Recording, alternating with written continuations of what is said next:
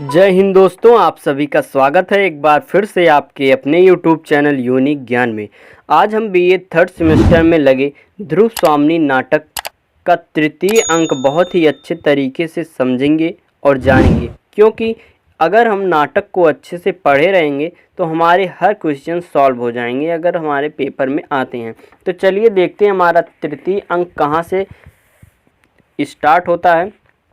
सक दुर्ग के भीतर एक प्रकोष्ठ, 3 मंचों में 2 खाली और एक पर ध्रुव स्वामिनी पाद पीठ के ऊपर बाएं पैर पर दाहिना पैर रखकर अधरों से उंगली लगाए चिंता में निमग्न बैठी हैं। बाहर कुछ कोलाहल होता है। सैनिक प्रवेश करके महादेवी की जय हो। ध्रुव स्वामिनी चौंक कर, क्या सैनिक? विजय का समाचार सुनकर राजाधिराज भी दुर्ग में आ गए हैं। अभी तो वे सैनिकों से बातें कर रहे हैं। उन्होंने पूछा है कि महादेवी कहाँ हैं? आपकी जैसी आज्ञा हो, क्योंकि कुमार ने कहा है। ध्रुव स्वामिनी, क्या कहा है? यही ना कि मुझसे पूछकर राजा यहाँ आने पावें। ठीक है, अभी मैं बहुत थकी हूँ। सैनिक जाने लगता है उसे रोककर। और सुनो तो, तुमने यह नहीं बताया कि कुमार के घाव कैसे हैं? सैनिक, घाव चिंताजनक नहीं हैं, उन पर पट्टियाँ बच चुकी हैं। कुमार प्रधान मंडप में विश्राम कर रहे हैं। ध्रुव स्वामिनी, अच्छा जाओ। सैनिक का प्रस्थान होता है और मंदाकिनी सहसा प्रवेश करके, भाभी बधाई हो, जैसे भूल कर गई हो। नहीं नहीं महादेवी, क्षमा कीजिए। ध्रुव स्वामिनी, मंदा, भूल से ही तुमने आज एक प्यारी बात कह दी। क्या लौटा लेना चाहती हो? आह, यदि वह सत्य होती तो। पुरोहित का प्रवेश। मंदाकिनी, क्या इसमें भी संदेह है? ध्रुव स्वामिनी, मुझे तो संदेह का इंद्रजाल ही दिखलाई पड़ रहा है। मैं तो महादेवी हूँ ना ही तुम्हारी भाभी। पुरोहित को देखकर चुप रह जाती है। पुरोहित आश्चर्य से इधर उधर देखता हुआ, तब मैं क्या करूं? मंदाकिनी, क्यों, आपको कुछ कहना है क्या? पुरोहित, ऐसे उपद्रवों के बाद शांति कर्म होना आवश्यक है, इसीलिए मैं स्वच्छंद करने आया हूं। किंतु आप तो कहती हैं कि मैं महादेवी ही नहीं हूँ। ध्रुव स्वामिनी तीखे स्वर में, पुरोहित जी, मैं राजनीति नहीं जानती, क्यों इतना समझती हूँ कि जो रानी शत्रु के लिए उपहार में भेज दी जाती है वह महादेवी का उच्च पदवी से पहले ही वंचित हो गई होगी। मंदाकिनी कहती है कि किंतु आप तो भाभी होना भी अस्वीकार करती हैं। ध्रुव स्वामिनी, भाभी कहने का तुम्हें रोग हो तो कह लो, क्योंकि इन्हीं पुरोहित जी ने उस दिन कुछ मंत्रों को पढ़ा था। उस दिन के बाद मुझे कभी राजा के सरल संभाषण करने का अवसर ही न मिला। हाँ, न जाने मेरे किस अपराध पर संदिग्ध चित्त होकर उन्होंने जब मुझे निर्वासित किया, तभी मैंने उनसे अपने स्त्री होने के अधिकार की रक्षा की भीख मांगी थी। वह भी न मिली और मैं बलि पशु की तरह अकरुण आज्ञा की डोरी में बंधी हुई सक दुर्ग में भेज दी गई। तब भी मुझे भाभी कहना चाहती हो? मंदाकिनी सिर झुकाकर, यह गर्हित और ग्लानिजनक प्रसंग है। पुरोहित, यह मैं क्या सुन रहा हूँ? मुझे तो यह जानकर प्रसन्नता हुई कि वीर रमणी की तरह अपने साहस के बल पर महादेवी ने इस दुर्ग पर अधिकार किया है। ध्रुव स्वामिनी, आप झूठ बोलते हैं। पुरोहित आश्चर्य से, मैं और झूठ? ध्रुव स्वामिनी, हाँ, आप और झूठ नहीं, स्वयं आप ही मिथ्या हैं। पुरोहित हंसकर, क्या आप वेदांत की बात कहती हैं? तब तो संसार मिथ्या है। ध्रुव स्वामिनी क्रोध से, संसार मिथ्या है या नहीं यह तो मैं नहीं जानती, परंतु आपका कर्म कांड और आपके शास्त्र क्या सत्य हैं, जो सदैव रक्षड़िया स्त्री की यह दुर्दशा हो रही है? पुरोहित मंदाकिनी से, बेटी तुम ही बताओ, यह मेरा भ्रम है या महादेवी का रोष? ध्रुव स्वामिनी, रोष है। हाँ, मैं रोष से जली जा रही हूँ। इतना बड़ा उपहास, धर्म के नाम पर स्त्री का आज्ञाकारिता की यह पैशाचिक परीक्षा मुझसे बलपूर्वक ली गई है। पुरोहित, तुमने जो मेरा राक्षस विवाह कराया है उसका उत्सव भी कितना सुंदर है। यह जनसंहार देखो, अभी उस प्रकोष्ठ में रक्त से सनी हुई सकराज की लोथ पड़ी होगी। कितने ही सैनिक दम तोड़ते होंगे और इस रक्तधारा में तिड़ती हुई मैं राक्षसी सी सांस ले रही हूँ। तुम्हारा स्वयं मुझे शांति देगा, ऐसा कहते हो तुम? मंदाकिनी, आर्य, आप बोलते क्यों नहीं?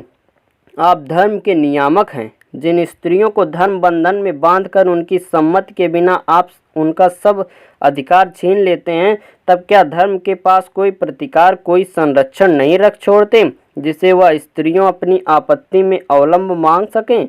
क्या भविष्य के सहयोग की कोरी कल्पना से उन्हें आप संतुष्ट रहने की आज्ञा देकर विश्राम ले लेते हैं? पुरोहित नहीं, स्त्री और पुरुष का परस्पर विश्वास पूर्वक अधिकार और रक्षा सहयोग ही तो विवाह कहा जाता है। यदि ऐसा न होता तो धर्म और विवाह खेल है। ध्रुव स्वामिनी, खेल हो या न हो, किंतु एक क्लीव पति के द्वारा परित्यक्ता नारी का मृत्यु मुख में जाना ही मंगल है। उसे स्वयं और शांत की आवश्यकता नहीं है। पुरोहित आश्चर्य से, यह मैं क्या सुन रहा हूँ? विश्वास नहीं होता। यदि ये बातें सत्य हैं तब तो मुझे फिर एक बार धर्मशास्त्र को देखना पड़ेगा। प्रस्थान करता है और मिहिर देव के साथ कोमा का प्रवेश होता है। ध्रुव स्वामिनी, तुम लोग कौन हो? कोमा, मैं पराजित शक जात की एक बालिका हूँ। ध्रुव स्वामिनी, और? कोमा, और मैंने प्रेम किया था। ध्रुव स्वामिनी, इस घोर अपराध का तुम्हें क्या दंड मिला?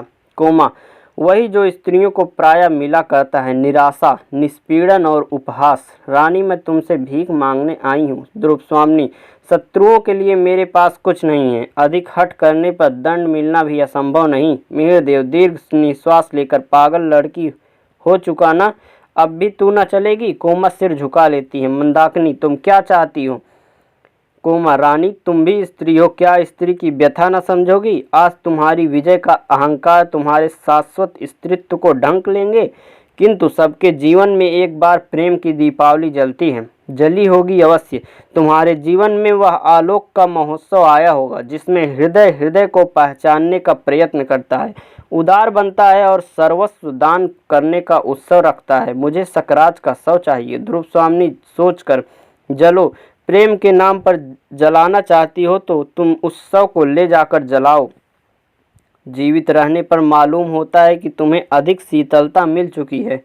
अवश्य तुम्हारा जीवन धन्य है। सैनिक से इसे ले जाने दो। कोमा और मिहिर देव का प्रस्थान। मंदाकिनी, स्त्रियों के इस बलिदान का भी कोई मूल्य नहीं। कितनी असहाय दशा है। अपने निर्बल और अवलंब खोजने वाले हाथों से यह पुरुषों के चरणों को पकड़ती हैं और यह सदैव उनको तिरस्कार, घृणा, दुर्दशा की भिक्षा से उपकृत करते हैं। तब भी यह बावली मानती है। ध्रुव स्वामिनी, भूल है, भ्रम है, ठहर कर, किंतु उसका कारण भी है। पराधीनता की एक परंपरा उसी और उसकी नस नस में, उनकी चेतना में न जाने किस युग से घुसी गई है।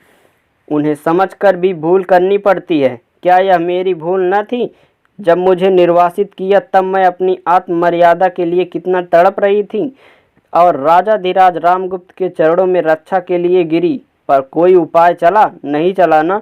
पुरुषों की प्रभुता का जाल मुझे अपने निर्दिष्ट पथ पर ले ही आया। मंदा, दुर्ग की विजय मेरी सफलता है या मेरा दुर्भाग्य, इसे मैं नहीं समझ सकी हूँ। राजा में से मैं सामना करना नहीं चाहती। पृथ्वी तल से जैसे एक साकार घृणा निकलकर मुझे अपने पीछे लौट चलने का संकेत कर रही है। क्या यह मेरे मन का कलुष है? क्या मैं मानसिक पाप कर रही हूँ? उन्मत्त भाव से प्रस्थान करती है और मंदाकिनी, नारी हृदय जिसके मध्य बिंदु से सटकर शास्त्र का एक मंत्र कील की तरह गड़ गया है और उसे अपने सरल प्रवर्तन चक्र में घूमने से रोक रहा है, निश्चय ही वह कुमार चंद्रगुप्त की अनुरागनी है। चंद्रगुप्त सहसा प्रवेश करके, कौन? मंदाकिनी, अरे कुमार, अभी थोड़ा विश्राम करते। चंद्रगुप्त बैठते हुए, विश्राम? मुझे कहाँ विश्राम? मैं अभी यहाँ से प्रस्थान करने वाला हूँ। मेरा कर्तव्य पूर्ण हो चुका है। यहाँ मेरा ठहरना अच्छा नहीं है। मंदाकिनी, किंतु भाभी की जो बुरी दशा है। चंद्रगुप्त, क्यों, उन्हें क्या हुआ? मंदाकिनी चुप रहती है। बोलो, मुझे अवकाश नहीं। राजाधिराज का सामना होते ही क्या हो जाएगा मैं नहीं कह सकता, क्योंकि अब यह राजनीतिक छल प्रपंच मैं नहीं सह सकता। मंदाकिनी, किंतु उन्हें इस असहाय अवस्था में छोड़कर आपका जाना क्या उचित है? और वह चुप हो जाती है। चंद्रगुप्त, और क्या? वही क्यों नहीं कहती हो? मंदाकिनी, तो क्या उसे भी कहना होगा? महादेवी बनने से पहले ध्रुव स्वामिनी का जो मनोभाव था वह क्या आपसे छिपा है? चंद्रगुप्त, किंतु मंदाकिनी, उसकी चर्चा करने से क्या लाभ? मंदाकिनी, हृदय में नैतिक साहस, वास्तविक प्रेरणा और पौरुष की पुकार एकत्र करके सोचिए तो कुमार कि अब आपको क्या करना चाहिए। चंद्रगुप्त चिंतित भाव से टहलने लगता है। नेपथ्य में कुछ लोगों के आने जाने का शब्द और कोलाहल। देखूं तो यह क्या है, और महादेवी कहाँ गई? प्रस्थान। चंद्रगुप्त, विधान की स्याही का एक बिंदु गिरकर भाग्य लिपि पर कालिमा चढ़ा देता है। मैं आज यह स्वीकार करने में भी संकुचित हो रहा हूँ कि ध्रुव देवी मेरी है। ठहर कर, हाँ, वह मेरी है। उसे मैंने आरंभ से ही अपनी संपूर्ण भावना से प्यार किया है। मेरे हृदय के गहन अंतस्थल से निकलती हुई यह मूक स्वीकृति आज बोल रही है। मैं पुरुष हूँ नहीं, मैं अपनी आंखों से अपना वैभव और अधिकार दूसरों को अन्याय से छीनते देख रहा हूँ, और मेरी वाग्दत्ता पत्नी मेरे ही अनुत्साह में आज मेरी नहीं रही।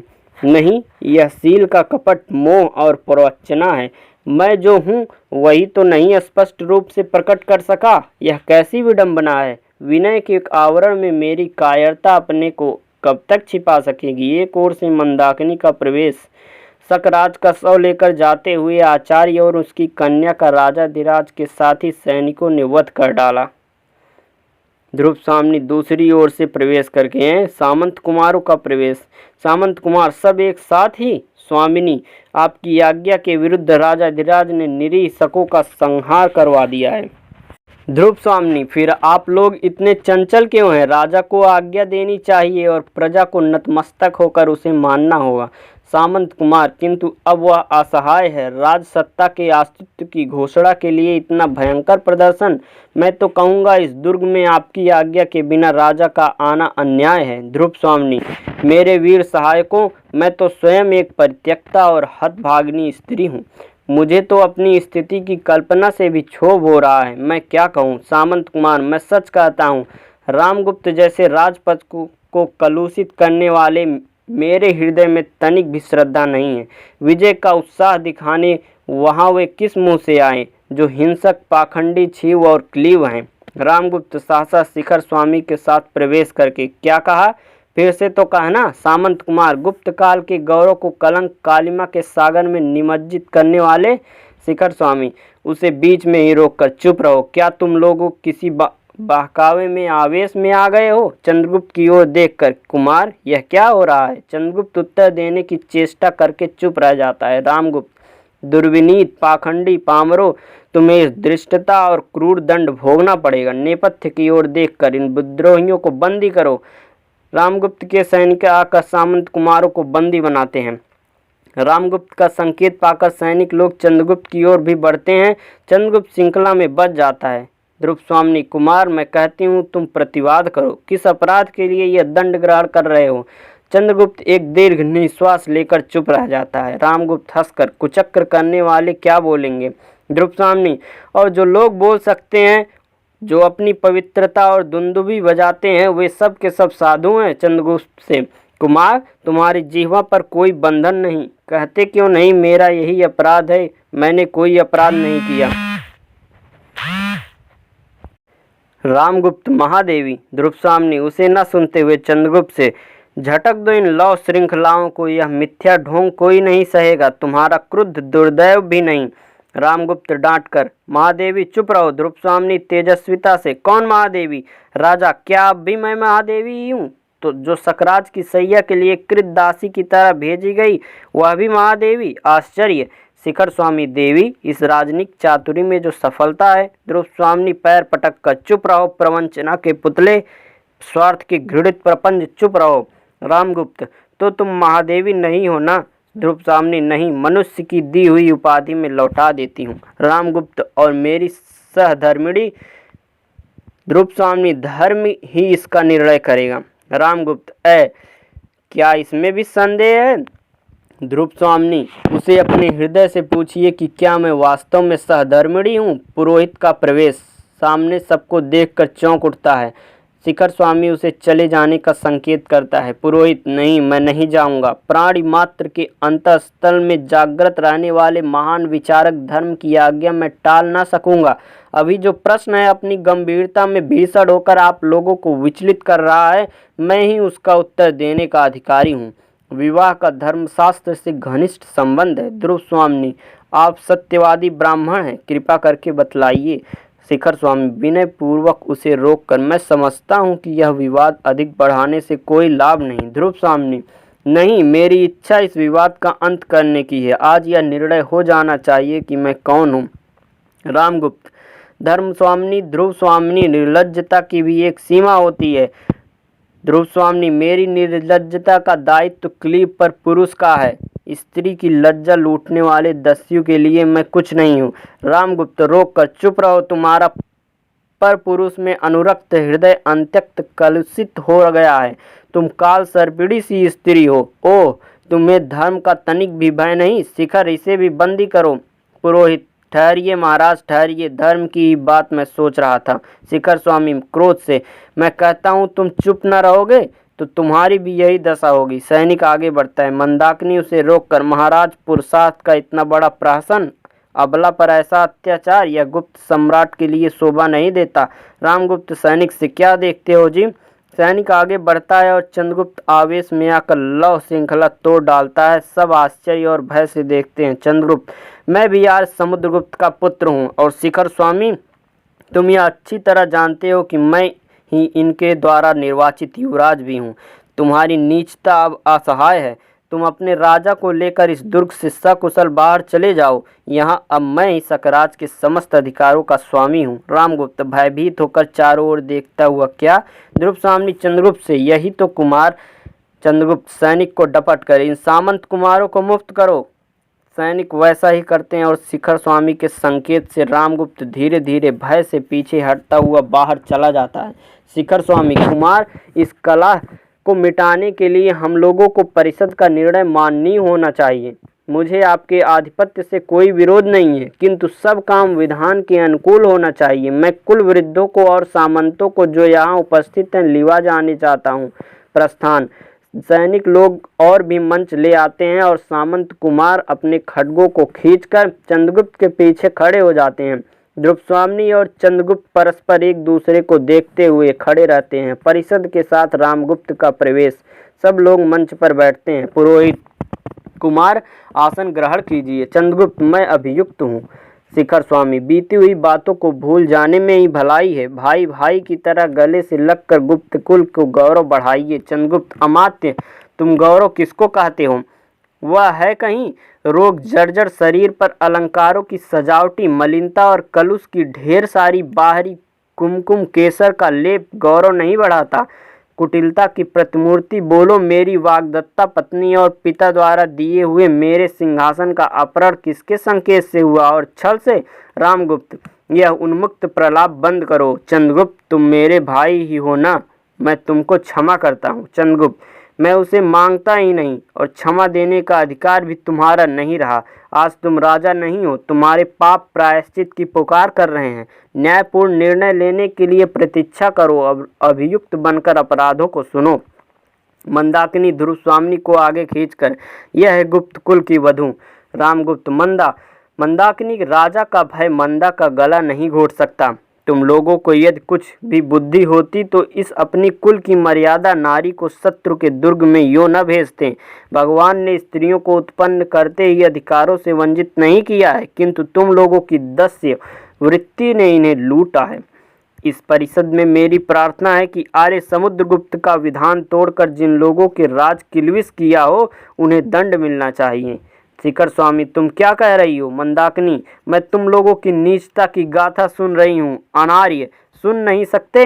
तुम्हारी प्रवंचनाओं ने जिस नरक की सृष्टि की है उसका अंत समीप है। यह साम्राज्य किसका है? आर्य समुद्रगुप्त ने किसे युवराज बनाया था? चंद्रगुप्त को या इस क्लीव रामगुप्त को, जिसने छल और बल से विवाह करके भी इस नारी को अन्य पुरुष की अनुरागनी बताकर दंड देने के लिए आज्ञा दी है? वही रामगुप्त जिसने कापुरुषों की तरह, कायर पुरुषों की तरह इस स्त्री को शत्रु के दुर्ग में बिना विरोध किए भेज दिया था। तुम्हारे गुप्त साम्राज्य का सम्राट है और वह ध्रुव स्वामी, जिसे कुछ दिनों तक तुम लोगों ने महादेवी कहकर संबोधित किया है, वह क्या है, कौन है और उसका क्या अस्तित्व है?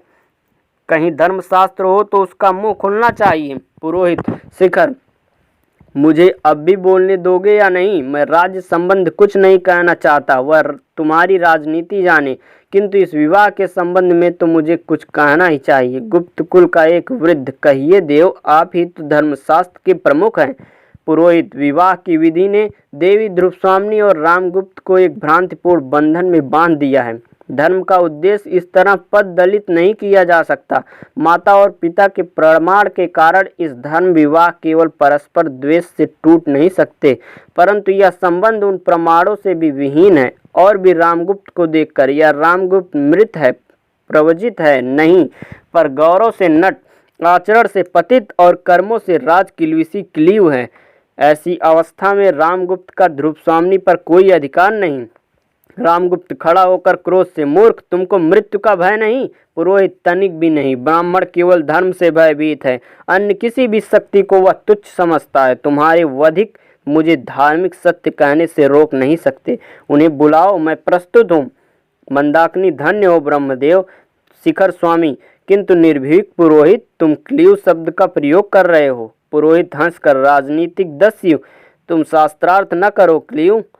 श्री कृष्ण ने अर्जुन को क्लीव किस लिए कहा था? जिसे अपनी स्त्री का दूसरे की अंकगामिनी बनने के लिए भेजने में संकोच नहीं, वह क्लीव नहीं तो और क्या है? मैं स्पष्ट कहता हूँ कि धर्मशास्त्र रामगुप्त ने ध्रुवस्वामिनी के मोक्ष की आज्ञा देता है।